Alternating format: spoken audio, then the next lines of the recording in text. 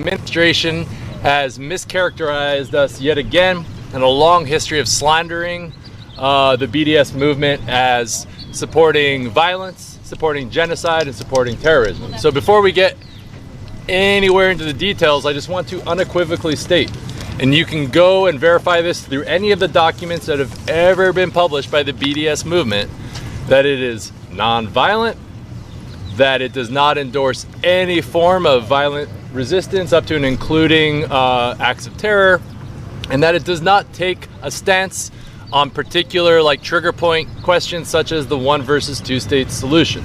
I'll get into that why in just a second, but it's very important that we understand, and can everyone in the very back hear me all good? So, all right, perfect.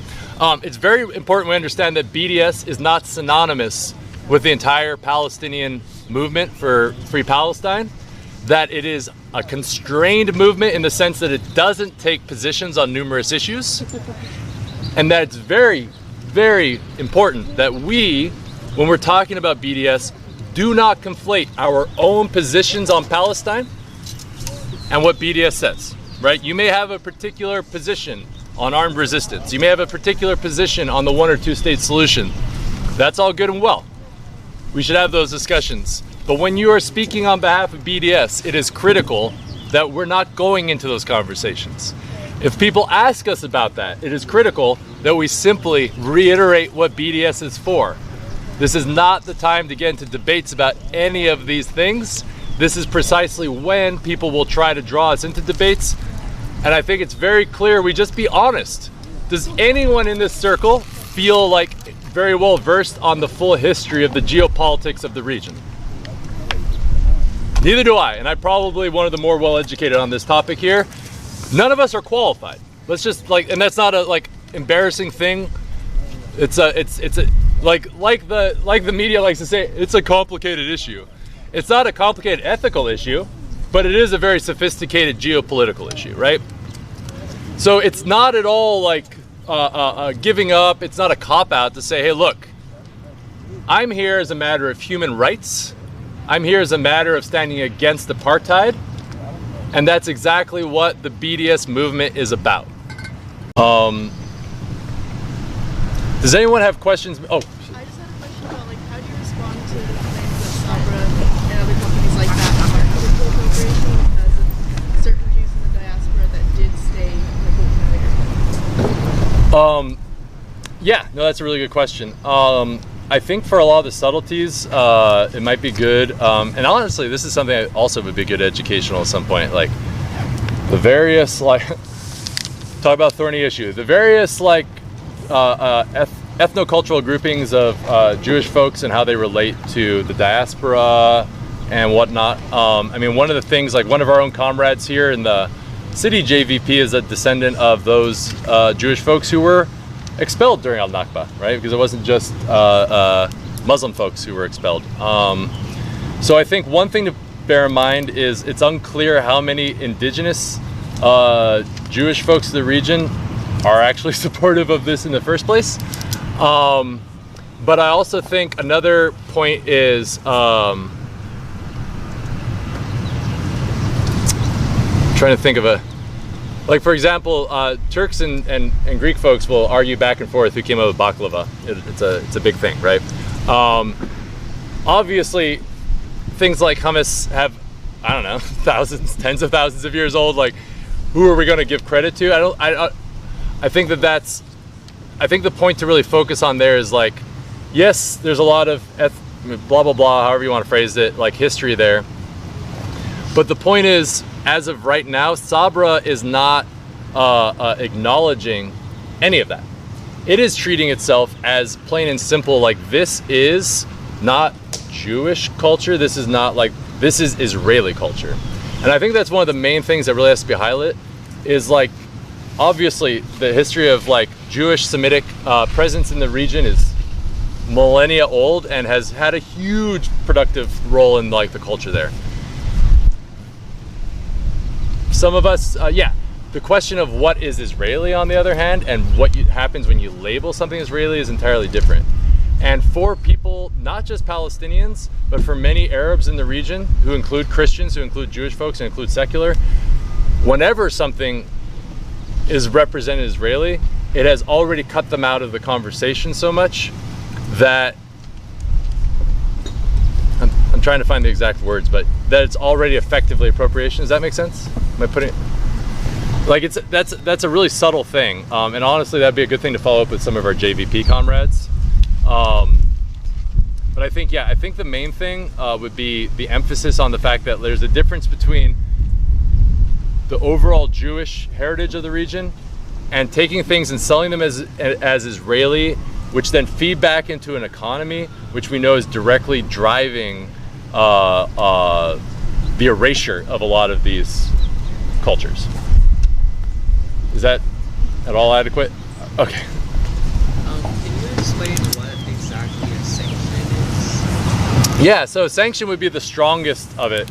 And that's essentially when you're actually saying it is now illegal to do business with this company. So a boycott is, you know, we're choosing not to purchase. It's the least enforceable to stop from like a state perspective. They've tried to legalize boycotts, but how are you gonna, like, that essentially implies that you gotta then force someone to buy something.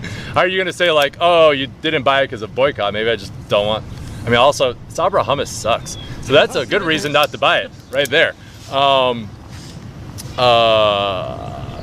You know, so there's that. Divestment, similarly, you can always just say like, hey, it's not a good investment. I don't know if anyone's watched what's been happening to Israeli bonds recently, but not a good economic climate, right?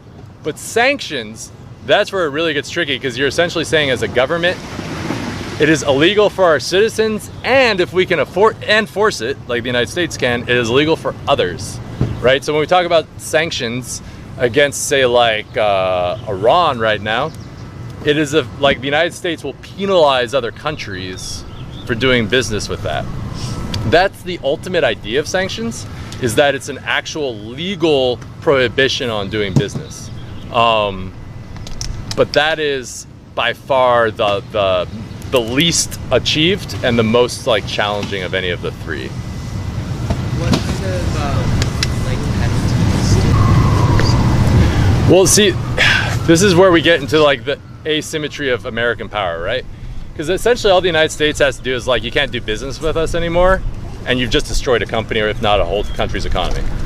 So much like, it's one of those things like, the United States will sanction Israel the day after there's a revolution in this country. Like, it'll never happen as long as there's like the powers that be. The question is, can enough other countries sanction Israel, even if it doesn't actually stop trade, so that like literally the United States and many other countries are in like are violating the law, right? And now we're seeing with like the lawsuits against the United States, or against Germany and Israel, and some are attempting against the United States, those haven't really stuck yet, that however weak the system of international law is, it gives us little bits of like grip now and then. And so my understanding of the strategy is more that, like, we're not expecting to get like actual fully functional sanctions like the also illegal sanctions against Iran and North Korea and Cuba and Venezuela, because the only reason those are so effective is because it's the United States enforcing them. But if we could get it so it's illegal to trade with Israel, then suddenly, for example, if it were declared by the UN or a major body that it's illegal to trade with Israel and the United States continued, we as citizens would suddenly have a lot more space to bring lawsuits and whatnot, because our government would be violating international law. So I think that's more the space of the idea. I mean, obviously it'd be great if we could actually enforce that, but I think it's more for us to get a toehold to be able to do more like of the kind of pressure, however small it is, to like kind of just gum up the gears and like give us just a little bit more window to like pull pressure off the Palestinian people. Does that help? Okay, perfect. Can I add? Yeah, please do. Yeah, I would also say that like all of these three things, boycott, divest, sanction, don't tend to happen kind of at the same time. So like when we're working towards boycott, we're working towards divestment, these are also points of pressure on our own governments to institute something like sanctions. Because yeah, that's not something that we as like people can do. That's something that we have to pressure the United States to do. And like this is where it's helpful to kind of look at the South African parallels, because in the US, we didn't get the Anti-Apartheid Act, which was official US sanctions against South Africa. It was a ban on importing certain South African products. It was telling American businesses that they could not do business in South Africa or with the South African government. That didn't come until universities, cities, state-level governments started to divest from Israel, or sorry, not Israel, from South Africa already. So it kind of like they move into each other in a way, and it's likely that are not going to happen all at once. And yeah, on that context, and thank you, that's really important context there. As hard as this might be to hear, given the situation, that the South African boycott movement was a 35-year-long campaign, and we're hitting year 19 of BDS in a month.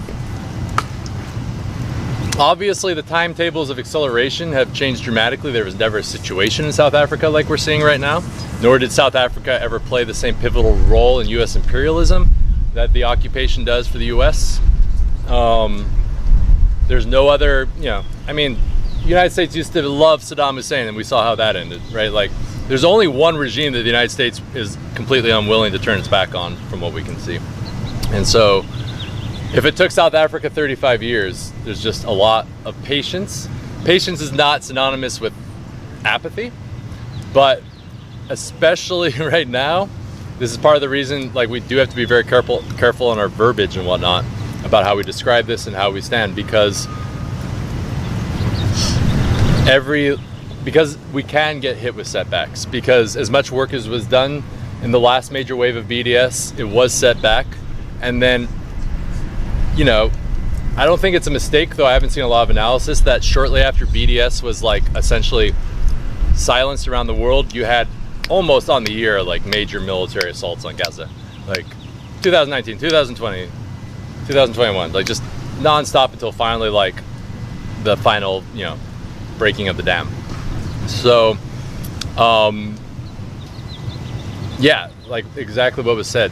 We're going to have a lot of local pressure, and a lot of those local pressures we're going to have to be very nuanced for the local conditions, which I think is another good thing we can maybe like shift the conversation a bit into, which is like, what does it mean to do BDS here in Eugene, Oregon, in the Pacific Northwest? It looks very different from elsewhere, right?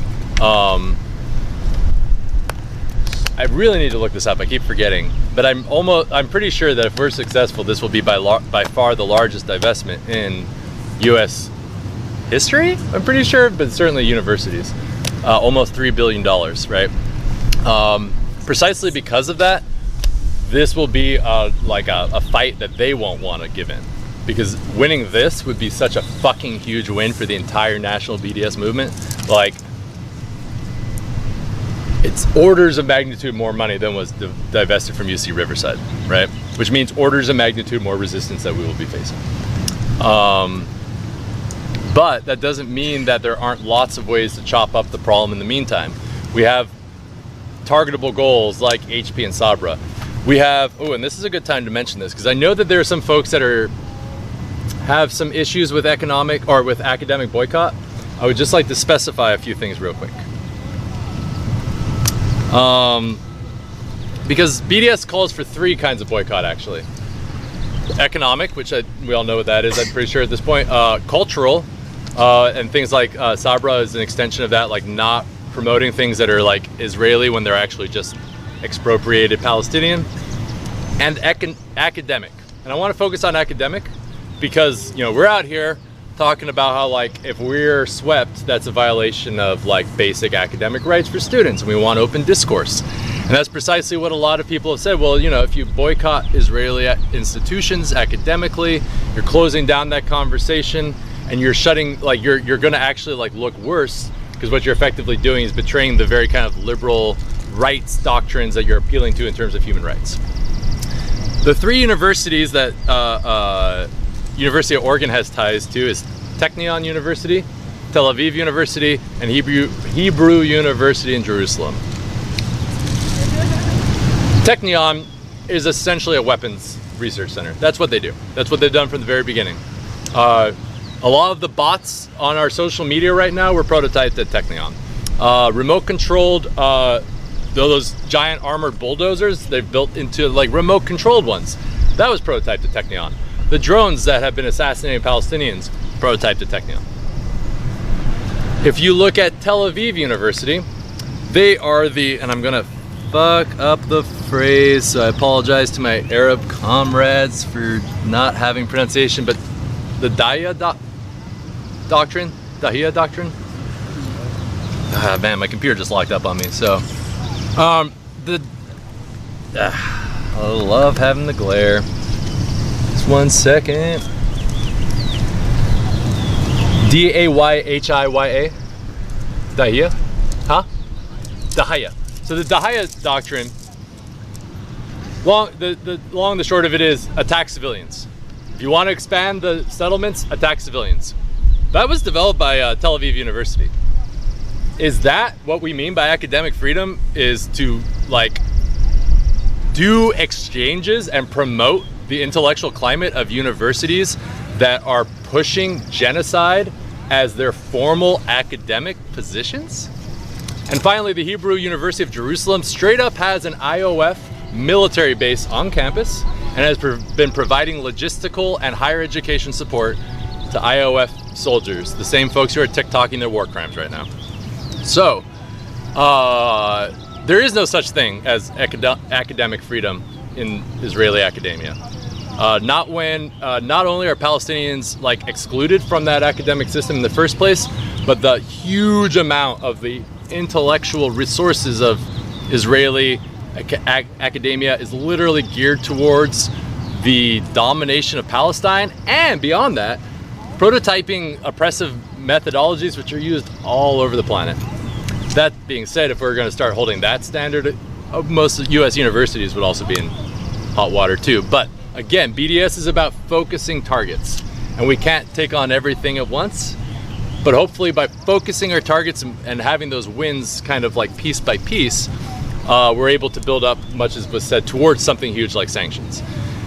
So if we have this big thing of like 2.8 billion to divest, we have a bunch of other things along the way. We have products that are being sold like Habra, or like Sabra, or products that are being purchased like HP and Dell computers.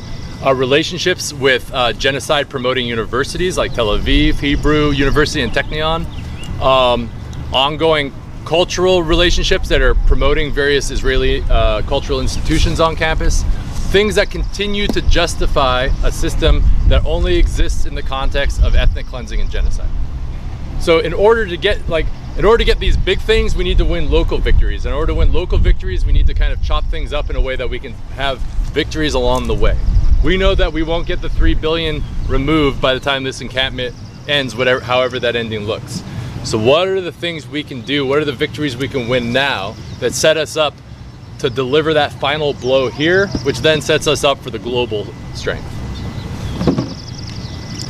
You could start out with something like the universities that were calling to boycott supported the actions that destroyed every university in Gaza. Like, these universities supported that.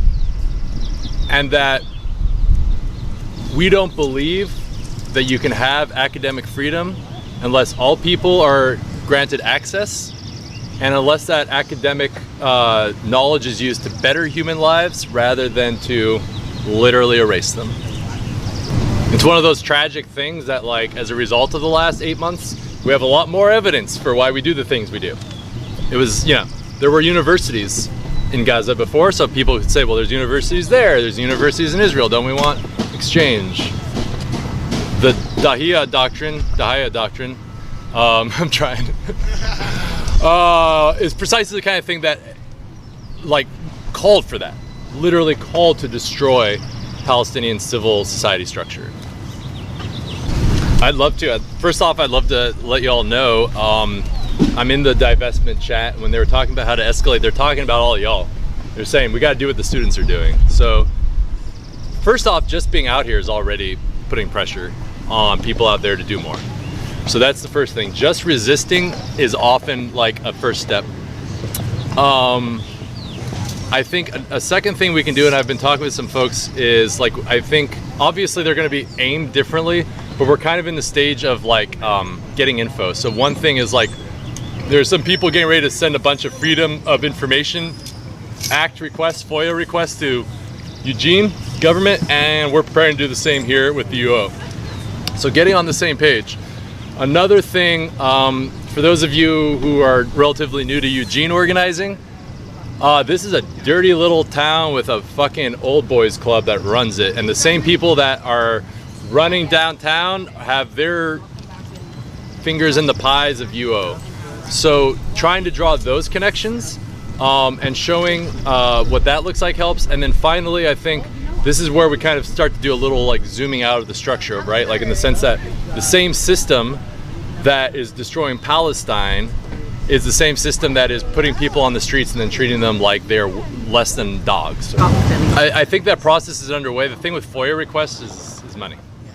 Yeah, I would also say, like, in terms of local government and state government, pay attention to what the backlash is likely to be of movements like ours, especially if we're starting to get into like the city and state level government.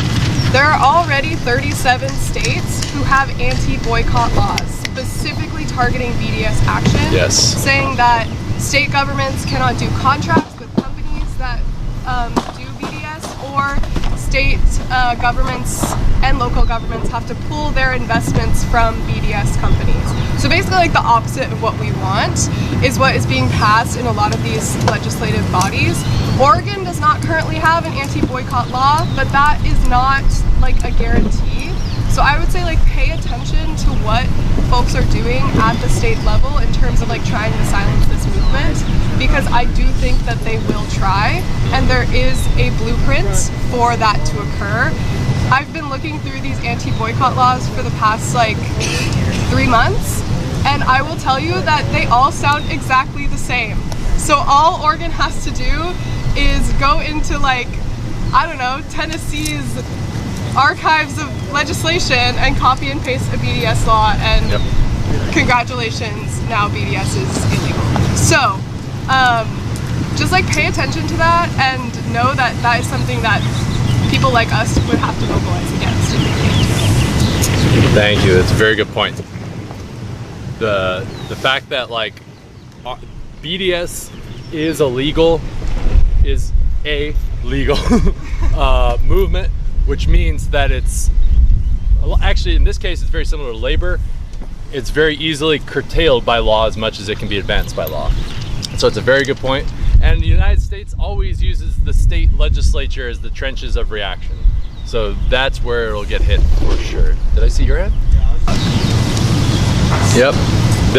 After the success of the first like decade or so of success of BDS, I believe it was in 2014, BDS was made a national security priority by the occupation.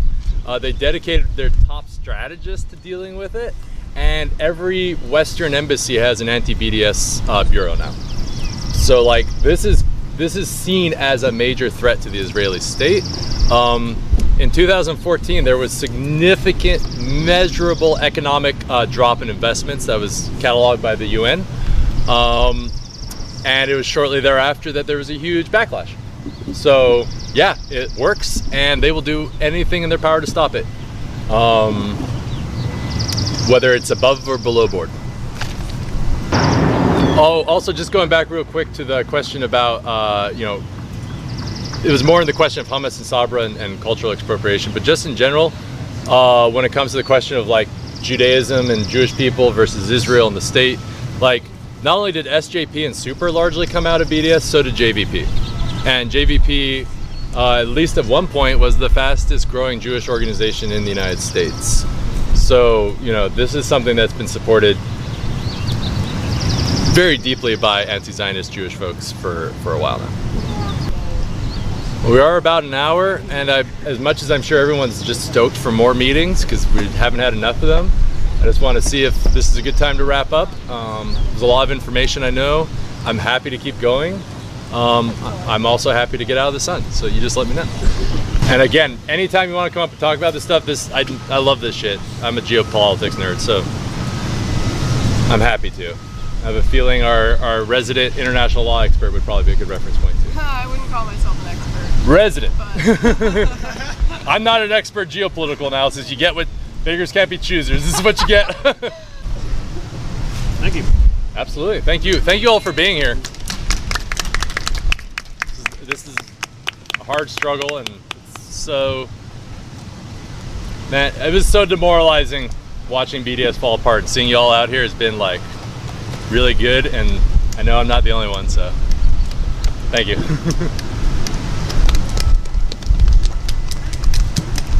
And I promise I will come for Arabic pronunciation consultation ahead of time. I was going to, but other meetings went long. Yep. Thank you. I'm glad. Is this whole thing going to be on YouTube? Because I'd love to watch that again. I don't know. Is it?